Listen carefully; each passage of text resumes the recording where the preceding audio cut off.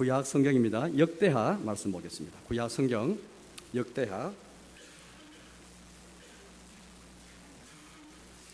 24장 말씀 보겠습니다. 역대하 24장입니다. 구약 성경 686페이지쯤이 되겠습니다. 구약 성경 686쪽 역대하 24장 1절에서 제가 성경 읽겠습니다. 앞에 화면을 참고하시면 되겠습니다.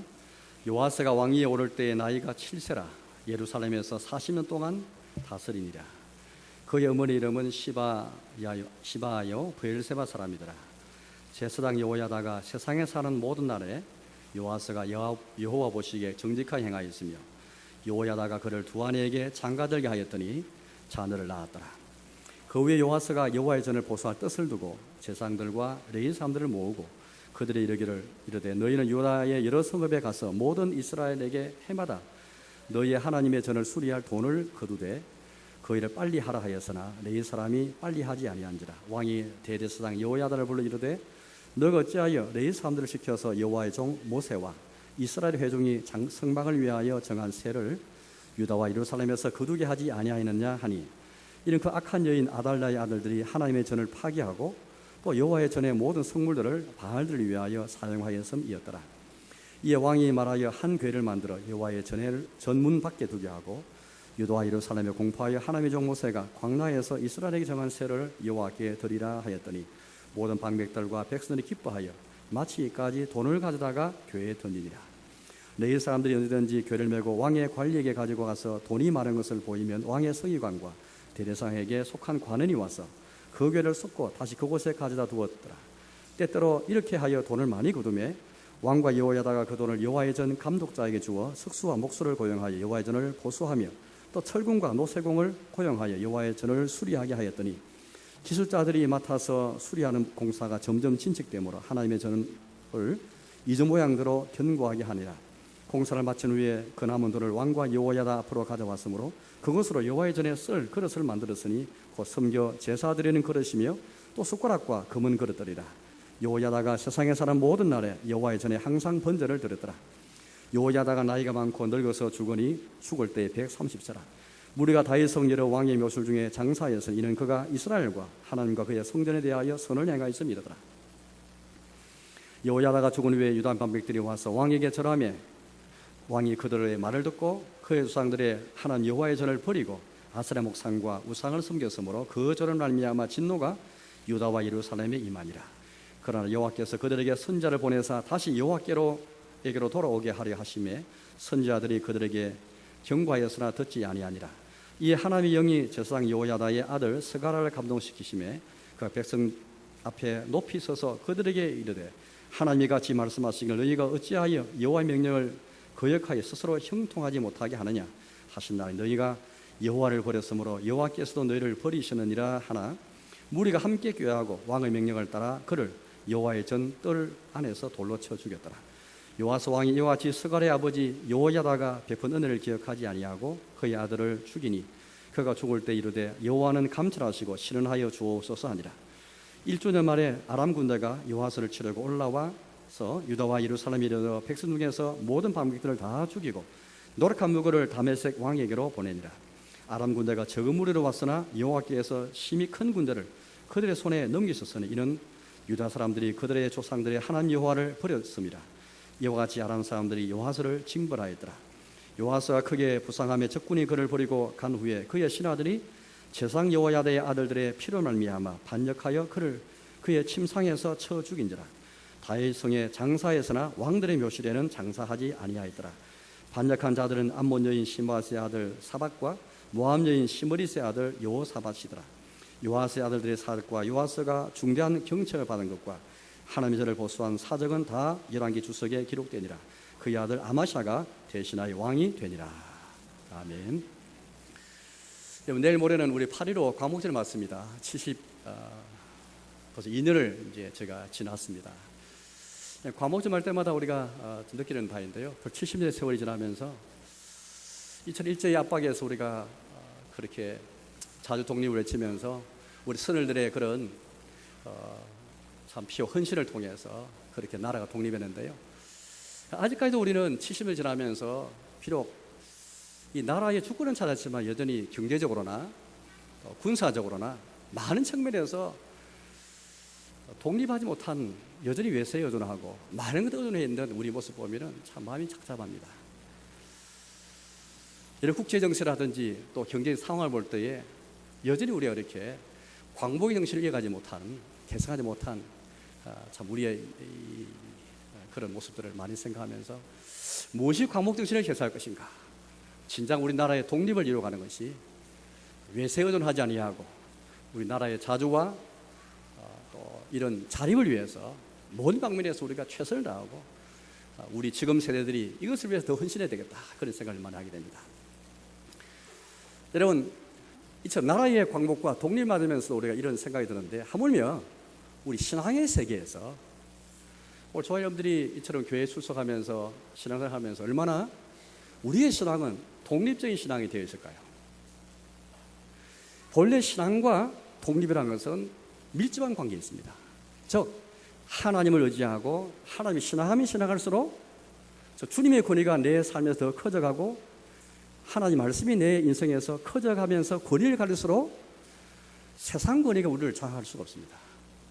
저 세상에 대해서 우리가 신앙이 어릴 때는 세상에 의존하는데 신앙이 커져가면 커져갈수록 성숙할수록 세상에 대해서는 독립하고 경제적으로 독립하고 모든 측면에서 상황에 좌우되고 매이는 삶이 아니고 하나님은 의지하는데, 그러나 환경과 심지어 다른 사람과 심지어 자기 자신으로부터 벗어나서 자유할 수가 있는 것입니다.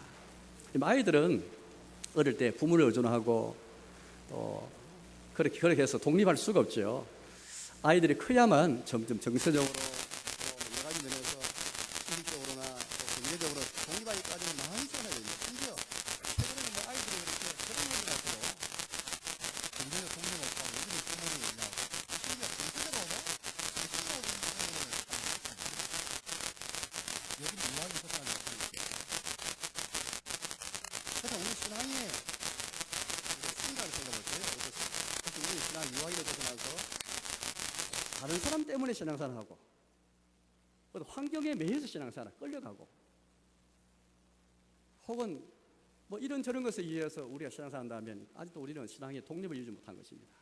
주님을 의존하면 의존할수록 하나님 말씀에 붙잡힐수록 우리는 점점 자기 자신의 경험에서도 벗어나고 자기 이성적인 논리에서도 독립할 수 있고 다른 사람에 의해서 벗어날 수 있고, 이 말은 우리 형제를 없인 여긴다, 교회를 우리가 정의 여긴다, 성도 교제를 경긴다, 그런 말이 아니고요. 교제는 가지되 우리 신앙은 주님에게 매이면서 그분들 때문에 내 신앙이 자주되는 것이 아닌 것입니다. 신앙의 속성상 신앙의 가지면 갈수록 독립하게 되는 것입니다. 우리 성경에 보니까 아브라함도 그랬고요, 노아도 그랬고 모든 신앙 인물을 다 보십시오. 이들의 신앙을 가보면 정말 독립적인 신앙을 가지면서 어떤 환경에 매이지 않고 거기에 그렇게 연연하지 않고 얼마나 용감하게 살았던 것을 보게 되는 것입니다. 저는 이번에 두 달 다 여행을 통해서 좀 쉼을 통해서 몇몇 개혁가들의 그런 발자취를 한번 찾아보았는데요. 제가 여러분께 소개해드린 몇 사람 있지 않습니까? 뭐 칼빈도 있고 루트도 있고 기도 더버리도 있고 뭐 유명한 개혁가뿐 아니라 이름 없는 무명의 그 성도들도 있었습니다. 자, 이번에 독일의 하이델베르크에 이제 제가 갔다 왔는데요. 독일 하이델베르크를 이 도시는 아마 여러분 귀에 잘 익은 도시이고 잘하는 도시일 것입니다. 이 도시에 가서 늘 그렇게 좀 생각하는 사람이 있었는데, 그 사람은 프리드리 3세라는 그런 사람입니다. 이 사람 종교 당시에 살았던 사람인데요. 이 사람 목사도 아니고 신학자도 아니에요. 그냥 일반 사람인데, 이 사람의 신앙이 없었더라면 그 하이델베르크 중심으로 해서 거기에는 종교가 일어날 수가 없었습니다. 그리고 이 사람이 얼마나 이 복음을 깨닫고 이 복음의 지식을 가진 다음에 거의 목숨을 내놓고 이렇게 그런 헌신하였거든요. 이 프리드리 3세를 제가 소개해드리겠습니다만, 이 사람뿐 아니라 누트도 그렇고 많은 개혁가들과 많은 그 당시 신앙의 사람들이 이신청의 복음을 깨닫고, 그 당시 여러분들 이 천주교 성당이 있는데 지금도 성당이 있으나마는 성당에 가나 뭐 그냥 우리 개신 예배당 가나 똑같이 하나님 섬기고 그 예배 드리면 되는데 뭐 구태 별나게 개신교가 다르고 천주교가 다르고 목숨까지 내걸면서 이렇게 할 필요 없을까? 광신이 아닐까라고 생각할지 모르겠습니다. 종교개혁이라는 것은 복음을 제대로 깨달았거든요. 제가 지난주 설교한 것처럼 로마서 1장 17절에 나온 것처럼 복음에는 하나님의 의가 나타나서 믿음으로 믿음에 이르게 하나니 오직 의인은 믿음으로 말미암아 살리라 함과 같으니라. 이 복음, 예수 그리스도의 복음 안에 하나님의 의가 나타났습니다. 모든 종교는 다 자기 의를 통해서 구원을 얻기를 원하고 또 하나님에게 도달하려고 뭔가 은혜를 얻기 원하는 것인데, 우리의 의라는 것은 결단코 우리 의로서는 아무리 빌라도의 계단처럼 무릎을 꿇고 고행을 하면서 올라가도 그걸 통해서 죄 용서를 받을 수 없고, 그런 고행을 통해서, 그런 기도를 통해서 은혜를 입을 수가 없는 것입니다. 우리는 복음 안에, 저 복음의 내용은 예수님이신데 예수 안에 하나님의 의가 나타났고, 예수님이 우리의 의가 되시고, 예수님이 우리의 구원이 되시고, 예수님만이 우리의 소망이 되시고, 예수님만이 우리 지혜가 되시는데 그분을 믿음으로 믿음에 이르게 하나니, 믿음으로 믿음에 이르게 한다는 말은요, 믿음으로, 이거는 시작도 믿음이고 또 믿음에 이르게 한다, 마지막도 믿음이라는 말입니다. 우리 기독인의 사별한 것은 믿음에서 시작해서 믿음을 마치는 거예요. 그래서 오직 의인이라는 말은 하나님과 어렵게 관계를 맺는 그 의인은, 이웃과 바른 관계에 있는, 옳은 관계에 있는 의인이 된 사람은 오직 의인은 믿음으로 말미암아 살리라. 이제 오늘 저여러분들은 주의 은혜로 말미암아 하는 자녀가 되고 의인이 되었다면 이제 우리의 삶은 시작도 믿음이고 마지막도 믿음인 거예요. 그럼 오늘 여러분들 우리가 주변에 보면은 시작은 믿음이었다가 마지막은 믿음이 아니고 자기 의로 끝나는 경우가 참 많이 있습니다. 이 시청의 복음, 오직 믿음으로 이렇게 되어진 이 복음, 이 은혜의 복음이거든요. 자기 의는 내 던져버리고 나의 의로서는, 나의 대의명분, 나의 의로서는 절대 주님과 올바른 관계 맺을 수 없고, 이웃과 바른 관계 맺을 수 없고, 내 의의 하나님이라고 부르면서, 지난 우리가 시편 4편을 제가 설교했는데요, 내 의의 하나님, 내 의는 주님께 속해 있습니다. 내 대의명분이든 내 의는 주님께 속해 있습니다 고백하면서, 주여 나에게 의는 전혀 없습니다. 이 고백하면서 주님을 부르는 사람, 찾는 사람, 바로 그런 사람이 하나님께서 은혜를 주시고 주님께서 만나주시는 것인데, 이 신청의 복음, 은혜의 복음이고요, 이게 예수 그리스도의 복음인데, 이 복음을 제대로 깨달으니까 목숨을 거는 겁니다. 도대체 이 복음이 무엇이길래 그래 목숨 걸었을까? 프리드 3세라는 사람을 소개해드리겠습니다만, 이 사람은 본래 귀족 출신입니다. 이 사람이 15년에 출생해서요, 한 60살을 그렇게 사는 사람인데, 이 사람은 우리 유명한 이제 하이델베르크라는 그곳에서 신앙의 개혁과 교회 개혁을 이루는 사람인데요. 제가 글을 먼저 보여드리고 좀 설명하도록 하겠습니다. 사진을 좀 몇 장 가져왔는데요, 함께 보겠습니다. 하이델베르크 성입니다. 저 위에 보시면은 고성이 하나 보이죠. 밑에서 이제 그렇게 전동차 비슷하게 타고 이렇게 올라갈 수도 있고요. 그 다음 사진 보시죠. 가까이서 찍은 사진입니다. 아주 옛날 성이죠. 세계대전 때 폭파되었지만 여전히 그걸 가능하면 원래 모습을 보존하면서 잘 수리해 놨습니다. 그 다음 보시죠. 저렇게 아름다운 곳입니다. 또 보여주시죠. 저 입구인데요, 성 입구가 되겠습니다. 그 다음 또 보여주시죠. 그 성에서 아래를 내려본 것입니다. 밑에 강이 쫙 흐르고 아름다운 그런 저런 신도시가 형성되어 있습니다. 그 다음 보여주시죠. 저 하이델베르크에 루터가 그렇게 다녀갔습니다. 루터가 1517년에 이 시청의 복음을 깨닫고 나서 비텐베르크라는 그곳에서 이제 교수로 있으면서 복음을 깨닫고, 그 5교제 논문을 써서 붙인 해가 1517년이고 10월 30일인데요. 1518년 4월 26일 날 저기 동판 보시면은 길바닥에, 제가 저기 있는 줄도 몰랐습니다. 가다 보니까 발에 치여가지고 보니까 저기에 있었어요.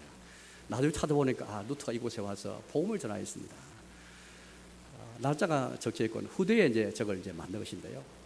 그러니까 1년도 안 돼 6개월 만에 이곳에 와서 이제 그가 속한 어거스틴 수도 사들을 모아놓고 이시청의 복음, 그가 깨달은 이시 복음을 전하는 그 장소가 되겠습니다. 기념해서 만든 것이거든요. 그 다음 사진 보여주시죠.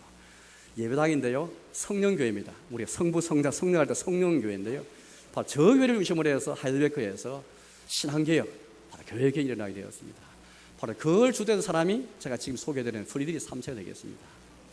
이 사람은 어릴 때 자기 아버지, 그러니까 이미 15년 수색이니까 루터가 벌써 복음을 깨닫고 이곳에 와서 복음을 전한 그 이유가 되겠습니다. 바로 직전이 되겠죠. 루터가 할 때는 그의 프리드 3세가 이제 15년생이니까 한 3살 애기 때입니다. 어쨌든 하이델베르크에 있는 성인들은 루터를 만났고 루터를 통해 복음을 다 들었을 것입니다. 그 당시만 해도 벌써 루터의 책자들이, 루터의 자그마한 책자들, 글손의 자유, 바벨론 포로, 짤막짤막한 책자들이 인쇄술을 발달 때문에 온 나라에 독일말로 번역돼 가지고 루터를 모르는 사람이 없을 정도였습니다. 그만큼 그래서 루터는 벌써 짧은 시간이었지만은 거의 다 알려져 있고 이 복음을 깨우치고 함께 개신교 돌긴 사람이 한두 사람이 아니었던 것입니다. 그러나 이 프리드 3세의 집안은 전혀 달랐습니다. 그의 아버지 여전히 신성 로마 제국 황제의 오른팔처럼 로마 카톨릭 신앙을 수호하는 그런 든든한 사람이었고요. 그의 누나가 5명 있었는데 다 순위였습니다. 남동생 둘과 함께 프리드 3세는요 카톨릭 교육을 받고 자란 사람입니다. 그러나 그가 15살에 이신천의 복음을 깨닫습니다. 깨닫고 결심하게 됩니다. 로마 카톨릭의 이 부패한 교리와 삶을 깨닫고 그걸 완전히 이제 폐기하기로 한 것이죠.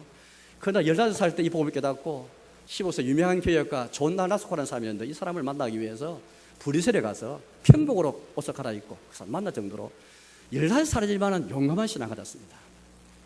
개혁가들이나 이런 사람들이 왜 이처럼 목숨에 걸었을까? 이 정도의 복음이 왜 목숨에 걸었을까? 그 한마디로 말하면 독립의 신앙을 가졌거든요. 이 복음의 거리가 너무나 컸기 때문에 다른 무엇에 의해서도 의존할 수 없고 다른 무엇에 흔들릴 수가 없는 것입니다.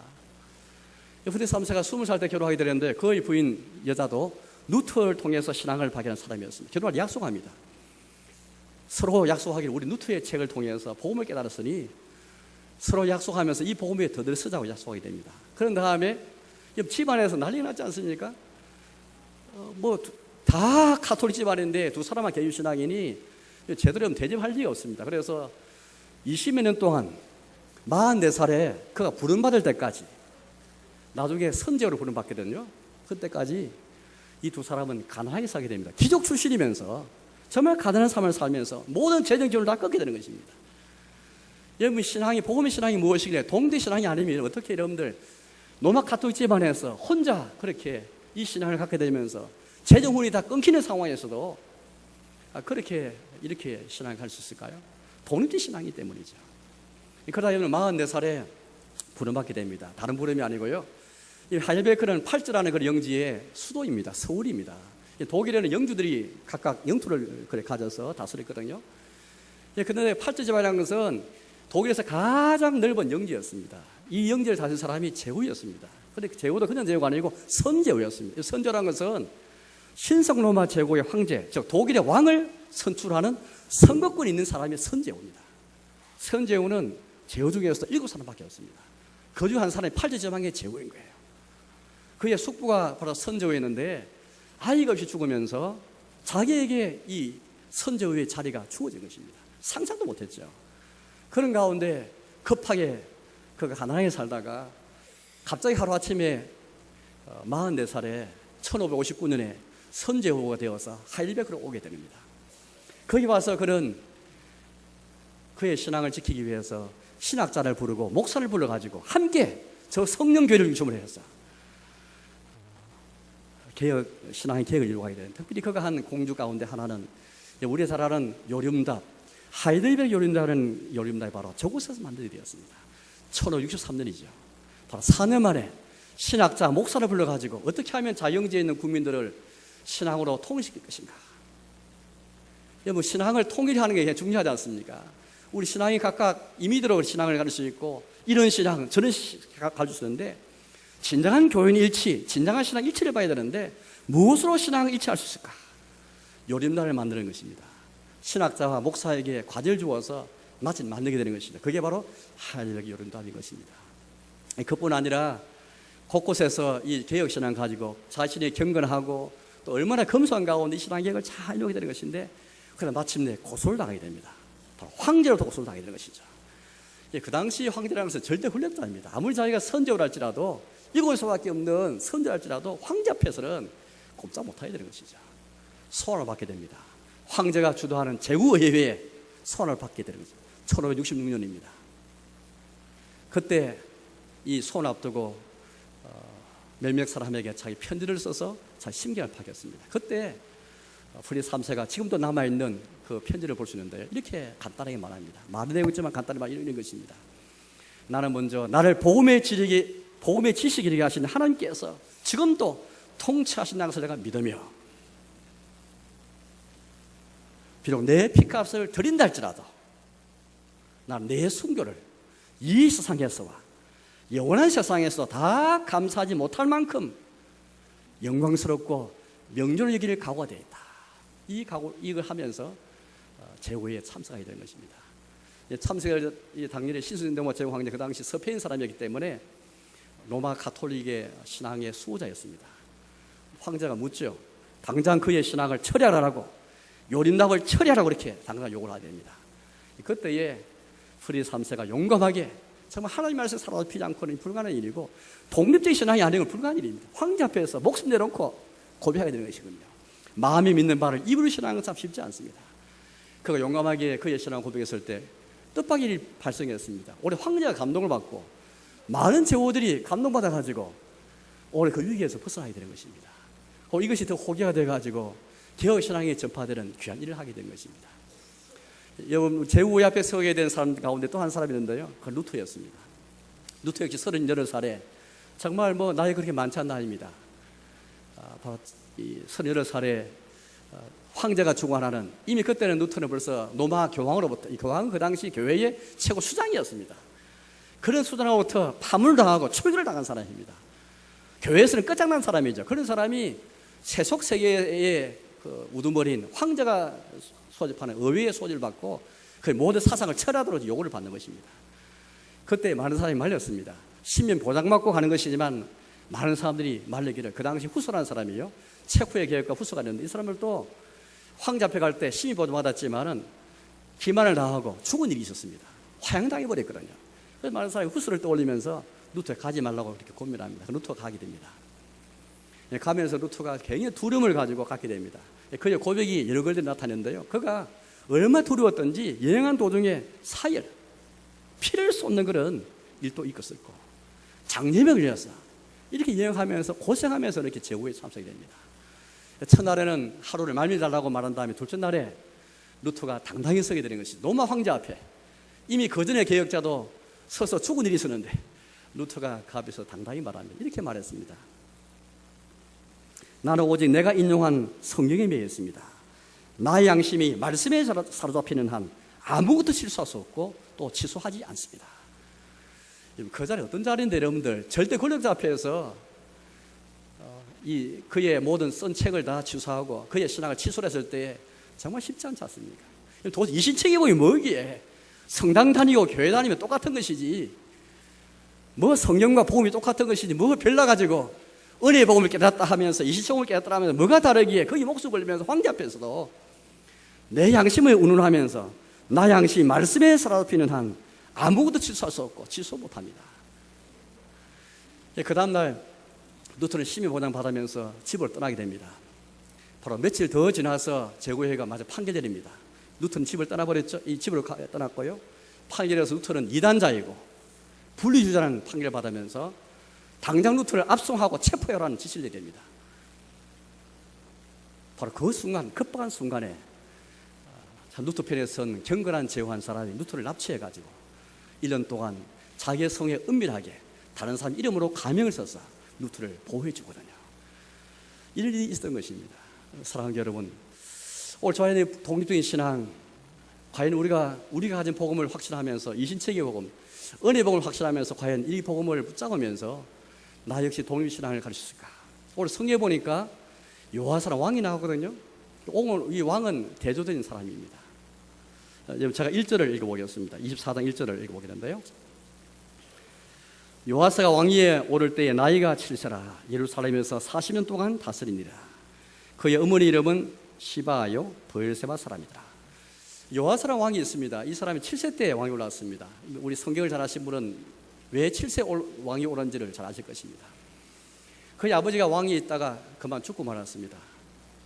이제 그는 아기였거든요. 근데 막 태어날 때였습니다. 그런데 이 아하시아 왕의 이제 어머니, 이 사람 원래 유다 사람이 아니고요, 저 북쪽 이스라엘에서 아합 집안에서 넘어온 사람입니다. 쉽게 말하면 아하시아 왕은 불신을 하게 된 것이죠. 하나님 안 믿는 사람이 이 집에 와가지고 이 집안을 다 망치게 된 것입니다. 자기 아들이 아하시아 왕인데 죽으니까 이제 자기 욕심을 내가지고 이 나라를 다스리기 위해서 유다 왕족의 모든 씨를 다 진멸해 버립니다. 당장 갓 태어난 요아스도 목숨 위태로운 것이죠. 그때 유모가 이 아이를 피해 줍니다. 숨겨줍니다. 그때 앞장선 사람이 요아스의 고모부 제사장 요야다였습니다. 그러니까 이제 고모하고 고모부 이 두 사람이 힘을 쏟아가지고 요아스를 아기 때 유모와 함께 그를 피해서 숨겨서 하나님의 집 성전에 숨겼다가 6년이 지난 다음에 요야다가 혁명을 일으킵니다. 그동안 아달랴라는 이 여자가 좀 악한 여자인데요, 바알 숭배를 더 가져왔고 여호와의 전을 파괴해버리고, 그러니까 하나님 믿는 이 성전과 예배를 더 파괴하고 우상을 섬기기 위해 앞장선 사람이 아달랴였습니다. 그러니까 또 다윗 혈통에서 이 왕손이 나와야 되는데 지금 요아스 외에는 없는데 아달랴가 지금 다스리고 있는 것이죠. 일형편에 결국 다윗 후손에서 우리 예수님이 태어나셔야 되는데 잘못하면 다윗 혈통이 끊겨버리면 다윗 스스로 오실 그를 쏟게 되는 것이거든요. 하나님 그걸 약속하시는데 이 모든 측면에서 정말 뭐 정치적으로나 신앙적으로나 모든 면에서 위태로운 일을 겪게 된 것입니다. 바로 그때의 믿음을 가지고 앞선 사람이 바로 그의 고모부 요야다였습니다. 6년 동안 그를 숨겼다가 7년째 되는 때에 목숨을 걸고 용기를 가지고 23장 1절 보시면 용기를 가지고 제사장 네들과 합세하고 또 방백들과 합세해가지고 혁명을 일으켜서 아달랴를 죽이고 요아스를 왕위로 옹립한 사람이 바로 그의 고모부 제사장 요야다였습니다. 그런데 여러분 이 요아스의 이런 40년을 통치하는데요, 그의 인생에 대해서 성경을 이렇게 짤막하게 평가하고 있습니다. 2절을 보겠습니다. 24장 2절입니다. 제사장 여호야다가 세상에 사는 모든 날에 요아스가 여호와 보시기에 정직하게 행하였으며, 이 말씀을 우리가 잘 이해해야 되겠는데요, 일단 요아스는 하나님 여호와 보시기에 정직하게 행한 사람입니다. 그런데 조건이 있습니다. 제사장 여호야다가 사는 모든 날에, 그렇게 말하고 있습니다. 그의 멘토자, 그의 고모부인, 그의 은인인 그가 죽고 나서는 신앙을 변절하게 되는 거예요. 그때까지는 여호와 보시기에 정직하게 행하였다라고 말하고 있습니다. 같은 기사인데요, 열왕기하 12장 보시면 좀 더 자세합니다. 거기서는 그냥 여호야다가 세상에 살아 모든 날에라고 있지 않고 제사장 여호야다가 그를 교훈하는 동안에는 요아스가 여호와 보시기에 정직하게 행하였다, 그렇게 말합니다. 그러니까 제사장 여호야다가 그가 살아있는 동안에는 하나님 말씀을 교훈한 것이죠. 그 교훈을 받은 동안에는 여호와 보실 때 정직하게 행하였다, 그렇게 말하고 있습니다. 그러다가 이제 여호야다가 130세에 죽게 됩니다. 얼마나 이 신앙의 편들이 급속히 왔던지요. 제가 24장 17절을 읽어보겠습니다. 17절입니다. 여호야다가 죽은 후에 유다 방백들이 와서 왕에게 절하매 왕이 그들의 말을 듣고 18절입니다. 그들의 조상들의 하나님 여호와의 전을 버리고 아세라 목상과 우상을 섬겼으므로 그 죄로 말미암아 진노가 유다와 예루살렘에 임하니라. 여호야다가 죽자마자 마치 죽은 것을 기다렸던 듯이 유다 방백들 관리를 말했는데 공직자를 가리킵니다. 왕뿐 아니라 유다의 지역의 하나님의 이 나라 하나님의 교회 안에 지도자들이 제사 여호야다가 살아있는 동안에는 요아스 왕이든 그의 방백들이 유다 백성들이 하나님을 따르고 주님의 참 그렇게 전해서 여러 가지 제사를 드리고 말을 했는데요, 제사 여호야다가 죽고 나니까 금방 본색을 드러내는 것입니다. 방백들이 와서 왕에게 절하면서 이제 뭘 말했는데요, 그들 말을 듣고 요아스가 18절 말씀 보니까 하나님 여호와의 전을 버리고 있습니다. 요아스가 어떤 사람입니까? 요아스 여러분들 우리가 다 읽었습니다만은 좀 길게 읽었는데요, 앞에 상당한 부분은 요아스의 치적에 대해서 말하고 있습니다. 어떤 치적을 이루었습니까? 주님의 전을 수리했습니다. 아달랴와 아달랴 아들들이 성전을 파괴했는데요, 바알 숭배를 가져오면서 성전 제사도 중단시켰고 주님의 집이 무너져 버리고 파괴해 버렸습니다. 성전이 기물이라 없어져 버렸습니다. 그걸 요아스 왕이 수리하고 다시 보수를 했던 겁니다. 뜻을 두고 보수한 거예요. 그런 사람이 주의 전을 버렸다라고 말하고 있습니다. 이게 이해가 되십니까? 한 사람이 갑자기 180도 달라지는 것인데 이게 이해가 되십니까? 이게 변들이거든요. 변들도 이런 변들이 있겠습니까? 우리가 보기에는 경건한 왕이지 않습니까? 주의 전을 수리했는데요. 겉으로 보기에는 경건한 왕이었지만 결국 그의 경건이, 그의 신앙이 참이 아니구나라는 것이 여기서 드러나게 되는 것입니다. 계속 이어서 말씀 보시면은 이런 사실에 대해서 선지자들을 하나님께서 보내셔가지고 경고하십니다. 요아스 왕과 방백들과 유다 백성을 경고하는 것이죠. 너가 왜 주의 전을 버리고 하나님 버리느냐? 돌아오라 경고하십니다. 마지막에는 하나님께서 여호야다 제사장의 아들 스가랴를 그렇게 성령을 통해서 감동을 줘가지고 이제 그의 고등 사촌이죠. 외사촌입니다. 주의 성령을 통해서 감동을 시켜서 경고의 말을 전하지만은 어떻게 합니까? 무리와 함께 교회에서 왕의 명령으로 명령 내려서 그걸 하나님의 전 안에서 돌로 쳐 죽이게 되는 것입니다. 그럼 제가 한번 성경 읽어보겠습니다. 21절을 읽어보겠습니다. 무리가 함께 꾀하고 왕의 명령을 따라 그를 여호와의 전뜰 안에서 돌로 쳐 죽였더라. 이만큼 요아스 왕의 변들은 날이 가면 갈수록 더 자기 본심을 그리 드러나게 된 것입니다. 하나님께서 마침내 진노하셨죠. 유다와 예루살렘에 진노하지 않으실 이유가 없는 것입니다. 그래서 23절 이하에 보니까 바로 그 해 말에 아람 군대, 하나님께서 이방 군대, 외국 군대를 동원해가지고 요아스를 징벌하고 하나님 백성을 징벌하게 되는 것입니다. 적은 무리로 왔지만은, 상세히 적은 무리로 왔지만은 또 요아스 왕이 주관하는 이 군대는 힘이 큰 군대였습니다. 아람 군대가 공격했지만 중과부족이었고, 요아스 왕의 군대가 더 힘이 큰 군대였지만은 하나님께서 힘이 큰 군대를 적은 무리에게 넘겨주버리신 것이죠. 주님이 징벌하신 것입니다. 24절을 읽어보겠습니다. 24절입니다. 아람 군대가 적은 무리로 왔으나 여호와께서 힘이 큰 군대를 그들의 손에 넘기셨으니 이는 유다 사람들이 그들의 조상들의 하나님 여호와를 버렸습니다. 이와 같이 아람 사람들이 요아스를 징벌하였더라. 이처럼 크게 패배해버렸고요. 요아스는 거기서 부상을 당합니다. 돌아왔지만 심상에서 신하들에 의해서 반역을 당합니다. 왜냐하면 25절 말씀 보니까 이제 반역당하는 장면을 우리가 말합니다. 이렇게 말합니다. 제사장 여호야다의 아들들의 피로 말미암아 반역하여 그를 그의 침상에서 쳐 죽인지라. 반역당할 뿐 아니라 죽었는데요. 왕이었지만 왕이 묘실에 장사는 못됩니다. 반면에 그의 멘토였던 제사장 여호야다는 제사장이었지만은 이스라엘과 주님께 대해서 주의 성전을 향해서 선을 향한 것 때문에 왕과 똑같은 왕이 묘실에 장사되지만은 정말 왕이었던 요아스는 왕이 묘실에 장사하지 못하는 이런 비참한 수치를 겪게 되는 것입니다. 여러분 오늘 이 순간 한번 우리가 생각할 점이 있습니다. 요아스가 왜 이리 급속한 변들이 있게 되었을까요?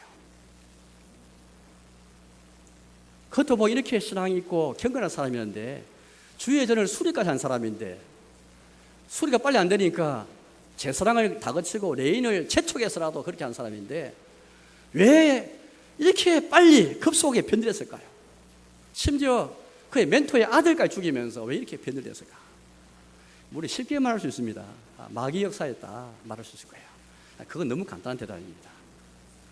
사실을 따지고 보면은 제사장 여호야다가 그를 교훈하는 동안에는 여호와보시기에 정직했다 하는 말씀을 생각해 본다면은 여호야다가 사는 동안에 그를 교훈했지만 그의 교훈이 그의 마음에 깊이 뿌리를 내지 못하기 때문이죠. 그의 신앙이 독립적인 신앙이 되지 못하기 때문입니다. 그냥 그때 순간 하나님의 교훈은 받지만은 그때 순간 제사장이 끌려가고 멘토에 끌려가고 요아스뿐 아니라 방백들과 모든 하나님의 백성들이 다 함께 그냥 제사장이 끌려가면서 자기 스스로 마음에서 회심과 마음에서 개혁과 마음에서 회개가 마음의 중성이라지 못하기 때문이죠. 여러분 신자가 모양은 갈 수 있습니다. 신앙도 모양할 수 있고 경건도 모양할 수 있습니다. 그러나 마음에서 계기를 하지 않고 마음에서 회심이 있지 못하고 마음의 중생과 거듭남이 없으면은 겉으로 보기에는 성전도 수리할 수 있고 온갖 신앙의 모양, 온갖 경건의 모양, 온갖 신자의 형태를 다 띌 수가 있습니다. 중요한 것은 하나님의 교훈이 그의 마음에 뿌리를 내리면서 그 교훈의 능력을 경험하고 하나님의 그 교훈과 말씀을 통해서 주의 나라를 경험하고, 루터가 말한 것처럼 내 양심이 주님의 교훈과 하나님의 말씀에 붙잡히고 사로잡혀야 되는데, 그 말씀이 나의 생각과 나의 철학과 나의 신념과 나의 모든 사상과 사로잡아서 모든 나의 삶의 기저에 이 말씀이 있어야 되는데, 결국 하나님 말씀에 붙잡지 못하니까 다른 것에 의존할 수밖에 없는 것입니다. 사람이 끌리고, 이 사람이 이 말하면 저래 끌리고, 저 사람이 저래 말하면 저래 끌리고. 이게 여호와서의 경거리였습니다. 종교의 당시에 제세례파에 대해서 제가 한번 지난주를 설교했는데요, 소개하면서 이렇게 말했습니다. 제세례파는 똑같이 하나님의 교회를 개혁하면서 마음에 있는 악독에 대해서는 별로 관심 못 가졌습니다. 겉으로 보기에 경건의 모양을 많이 힘쓰고 경의 모양만 갖고 판단하고 정죄하면서 권능도 굉장히 시행도 잘했는데요, 마음의 악도 이걸 잘 보지 못했습니다. 성경책 우리 구약성경의 제일 마지막 책이 말라기인데, 말라기 제가 언젠가 설교에서 한 말은, 말라기 당시에 한번 신앙에 한번 여러분들 그 당시 암흑시대였는데요, 암흑시대의 모습이 어떤지 아십니까? 말라기 4장 말씀 보니까 몇 가지 특징인데 그중 한 가지 이것이었습니다. 부모와 자녀의 관계를 두면서, 부모와 자녀 관계 있지만은 부모의 마음이 자녀에게 없는 거예요. 자녀의 마음이 부모에게 없습니다. 이게 심각합니다. 왜냐하면 그냥 혈육의 그런 가정이뿐 아니라 신앙의 세계에서 부모가 자녀를 위해서 뭘 하긴 하는데 마음에 전혀 없는 거예요. 마음은 다른 데 있습니다. 오늘 우리 유아세례 받았는데, 원래 우리 두 집사님 가정, 우리 아이를 기를 때 정말 여러분의 마음이 아이들이 있어야 됩니다. 아이들의 마음이 겉으로 보기에 교회 출석하고, 아이들이 겉으로 보기에는 뭐 신앙의 모를 가졌지만은, 아이들의 마음에 사는 말씀을 뿌리는 걸 위해서 겉으로 보기에 좀 머리 노랗게 물들고, 이게 중요한 게 아니에요. 아이들 머리 노래 물들대서 야단치면 안 됩니다. 그게 중요한 게 아니에요. 마음이 정말 주님을 향하게 되고 마음이 말씀을 향해 할 수 있도록 예배드리면서 신령과 진정으로 영과 진리한 예배드릴 수 있도록 힘쓰고, 겉으로 보기에 좀 뭔가 삐뚤 같아도 그러나 이제 마음이 좀 그렇게 갈 수 있도록 그걸 배려해 주고, 부모가 잔소리를 많이 하는데, 자녀가 부모를 위해서 뭐 이건 많이 하는데 진짜 부모에게 마음이 없는 거예요.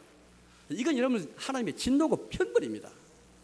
부부 사이에 부부관계를 이루고 살아가지만 서로 마음이 없다고 어떻게 되는 것일까요? 남편에 대해서 마음이 없고 아내가 남편에 대해서 마음이 없다면 어떻게 되는 것일까요? 결혼 생활에 그건 제대로 정상이 될 수가 없는 것입니다. 결국 가정의 부패가 교회 부패로 나가게 된 것이죠. 그래서 말라기 마지막 말씀 보시면, 말라기서를 통해서 예언자 엘리야를 약속하시는데, 엘리야가 와서 하는 사역은 간단합니다. 엘리야가 와서 아비의 마음을 자녀에게 돌이키고 자녀의 마음을 아비에게 돌이키게 하리라. 오늘날 우리가 오늘 교회 안에서 다음 세대를 걱정 많이 합니다만은, 정말 우리 기성세대의 마음에서 우리 자녀가 있습니까? 혹 정말 우리 다음 세대의 아이들의 마음과 영혼에서 주를 향할 수 있도록 그런 마음을 가진 여러분들 우리 애를 쓰고 계십니까? 겉으로 보기에 좀 뭐 잘못하고, 겉으로 보기에 좀 삐딱한 것 같아도 마음에서부터 이들이 주님을 정말 영접할 수 있도록, 마음의 악독과 마음의 회심과 마음의 개혁과 마음의 중생이 더 중요한 것이지, 마음에 출발하지 못하면 안 되는 것입니다. 최근에 어떤 육군의 모 대장이 공관병 갑질 때문에 문제가 많이 일어났습니다. 저는 거기에 대해서 이렇저렇 마음이 전혀 없습니다. 다만 한 가지, 그분은 교회 장로였는데요, 그분은 어떤 신앙 간증에서 이렇게 말했습니다. 초코파이로 우리나라 민족의 복음화를 70%일 것이다, 그렇게 말했습니다. 물론 저는 그분의 중심을 이해할 수 있습니다. 저도 여러분들 군대에서 군복을 지내기 때문에 잘 압니다. 초코파이가 얼마나 중요한지 저도 다른 사람이에요. 그러나 초코파이는 그냥 정말 피곤하고 지쳐있는 장매들의 마음을 좀 살 뿐이지, 그것으로 복음을 이룰 수 없지 않습니까? 영혼을 살 수 없는 것이거든요. 그런데 이분은 더 나아갔습니다. 어느 선까지 초코파이 유익을 우리는 압니다. 그렇지만은 더 나아갔어. 초코파이를 절보다도 성당보다도 더 주면은 결국 장민들이 그걸 통해서 신앙 갖게 되고, 그럼 국민의 75%가 몇 년도 되면은, 계산도 잘했더라고요. 몇 년도 되면은 75%가 민족 복음화 될 것이다. 그래서 초코파이가 생명이 만나다 그리 말했습니다. 이런 반그리스도적인 이런 말이 어디 있습니까? 저는 이거 생각하면서 면제가 따로 없구나. 면벌보가 따랐구나. 500년의 종교혁 당시에 중세교회에 은혜 복음을 타락시킨, 복음을 희석시킨 면벌부였는데, 면벌부는 무엇입니까? 헌금의 돈으로 재용세 은혜를 받는 것이 아닙니까? 아무리 여러분들이 하나님 앞에 헌금하고 돈을 바친다 할지 그것 때문에 우리가 재용세 은혜를 살 수 없지 않습니까? 여러분 헌금 시간에 헌금합니다만은 헌금은 복채가 아닙니다. 다른 종교는 헌금을 해서 그게 복채가 돼가지고 더 큰 복을 받기 위해 드는 것이지만은 우리는 그렇지 않습니다. 우리 헌금하는 것은 주의 은혜에 감사해 드는 것이고 모든 게 다 하나님 복이지만은 일부를 떼어서 드리는 우리 신앙 고백인 것이죠. 다 주의 손에 왔지만은 일부를 떼어서 드리는 신앙 고백인데 여러분 만약에 헌금을 복채 생각하시다면 큰 착오입니다. 불교라든지 다른 종교는 가능한데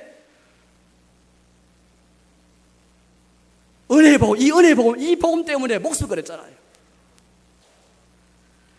돈 가지고 직분을 사고, 돈 가지고 장로 직분을 사고, 고자 직분을 사고.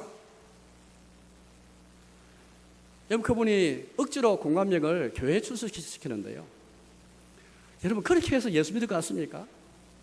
물론 하나님의 은혜 같으면 쪼꼬파이 때문에 쪼꼬파이 계계되어서 교회 올 수 있습니다. 우리 부인하지 않습니다. 그렇지만 계기는 되었다 할지라도 억지로 왔다 할지라도 그러나 계기가 되어서 하나님의 은혜가 없이는 성령님의 역사 없이는 마음에 회심을 일으키시고 마음에 부르시고 죄인들을 부르시는 성령님의 역사 없이는 어떻게 여러분들 이게 중생이 가능합니까?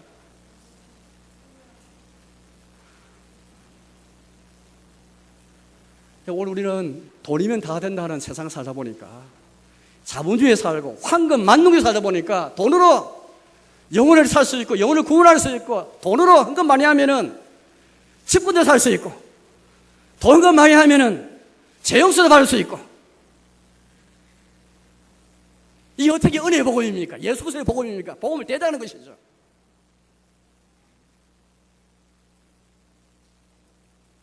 사랑하는 여러분, 우리의 가진 복음은 은혜의 복음입니다. 우리의 의와 우리의 소망과 우리의 구원이 우리의 죄가 주님께 있는데 기독교를 천민 자본주의로 전락시키지 마십시오. 천하게 그러는데 기독교의 복음을 천하게 하지 마시기 바랍니다.